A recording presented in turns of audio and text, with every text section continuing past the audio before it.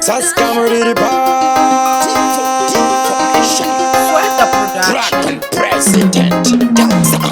Kurambana zvireve kuti ngatitotukana. Vamwe mudzimbawani havachanzwanana, vakasiya varume vakasiya vakadzi, but ingawani vanotaura.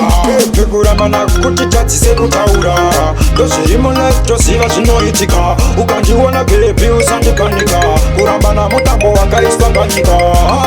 Zviti tadzise kutaura, ndozviri mulife ziva zvinoitika. Ukandiona bebi usapanika, kurambana mutambo wakaiswa panyika. Usanditeya ndoziva variko vanoziita mameya. Dragon president ndine chaitondikeya. Mapepi ndongobata ndipo wandichisiya. Saka zvina kutanga newe bebi zviziva. Ndonzi baba vatana swagara waziva. Upo vasikana vacho ndotondichiva. Zvekuti ndine mari handina chimbozvisiyai.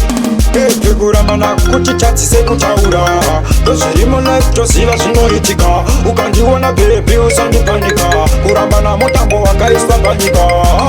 Zviti tadzise kutaura, ndozviri mulife ziva zvinoitika. Ukandiona bebi usapanika, kurambana mutambo wakaiswa panyika. Handina kuti iwe usate mufesi kana pamberi pangu mupe futi zvikisa. Mr. Mbare, Clark and Kiss ndo vakandidzidzisa kuti beba risi bitch. Saka ita yaunoita ndikurambidze, baby ita yaunoita ndikubate. Ini nde life yangu ndega, zvako ndezvako iwe uriwera. Kuti tadzise kutaura, ndozviri mulife toziva zvinoitika. Ukandiona bebi usandipanika, kurambana mutambo wakaiswa panyika. Zviti tadzise kutaura, ndozviri mulife ziva zvinoitika. Ukandiona bebi usapanika, kurambana mutambo wakaiswa panyika. Usanditeya ndoziva variko vanoziita mameya. Dragon president ndine chaitondikeya. Mapepi ndongobata ndipo wandichisiya. Saka zvina kutanga newe bebi zviziva. Ndonzi baba vatana swagara waziva. Upo vasikana vacho ndotondichiva. Zvekuti ndine mari handina chimbozvisiyai. Bebi kurambana kuti tadzise kutaura, ndozviri mulife toziva zvinoitika. Ukandiona bebi usandipanika, kurambana mutambo wakaiswa panyika.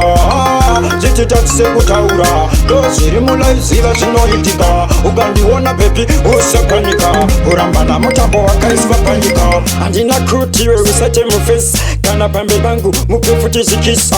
Mr. Mbare, Clark and Kiss ndo vakandidzidzisa kuti beba risi bitch.